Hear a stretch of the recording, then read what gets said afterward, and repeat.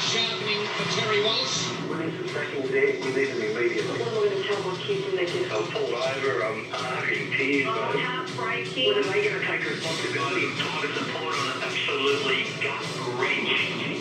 Who could coach this rebel to a better performance? The heart of Richmond is laying on the floor, bleeding. I didn't expect my players to step away and resign until say 2200, so why should I expect to do so myself?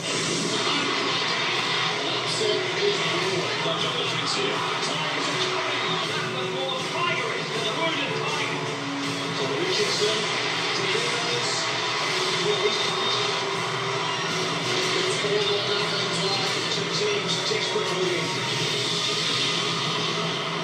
Well, so much of the spotlight on the Tigers today, but the Demons also without a win. They've been reasonable in these first three matches. They do have a chance today, just the one change. Newton comes in, but they're sitting 0-3 as we welcome you to the MCG. And with Tim Watson, Tim, we just heard Rex and the boys from 3AW and the callers. You were at Melbourne Radio. Everybody's been talking about Terry and the Tigers. It's an edgy match for them. It is, and so much expectation coming into this season too. And they are an emotional club. There's Terry Wallace, the headline during the week on death row. Look, Terry handled that particularly well. He said, look, you get into this business, you know at some stage you're going to be under the pump.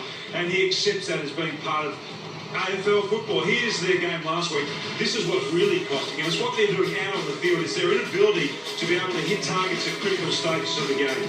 Yeah, and look, they've done that for 2 or 3 years, Tim, haven't they? I mean, that's probably been the number one criticism of the team. That's right, and in the end, I mean, it's about the picking of the players, and that's what Terry was. If he stays on beyond this year, it'll be about this 5-year plan that he had, and maybe they went with the wrong players. Well, they will have gone with the wrong players if he doesn't have success this year, and he knows that better than anybody. So it's like standing over a 5-foot putt, I reckon, downhill for them today. There's a lot to lose here. There's 4 points to gain, I know, but you feel as if the repercussions if the Tigers lose today will be dramatic.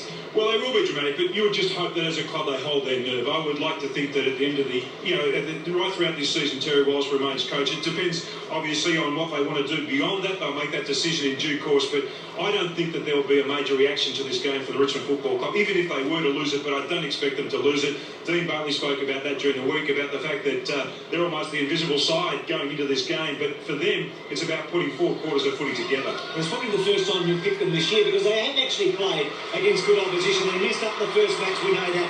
Out they come, and if you put your hand out right now, you can touch them, Tim. In fact, I just about ran into one of their players this morning, Nathan Brown. He was out walking his dog, he looked like he was in the zone. He was walking along and he was concentrating. He was trying to get a bit of a stretch going, but they'll need him firing again today too because he's been under the pump. He's been roundly criticised for some of his disposal. I'm sure that he'll want to get out there and rectify that today.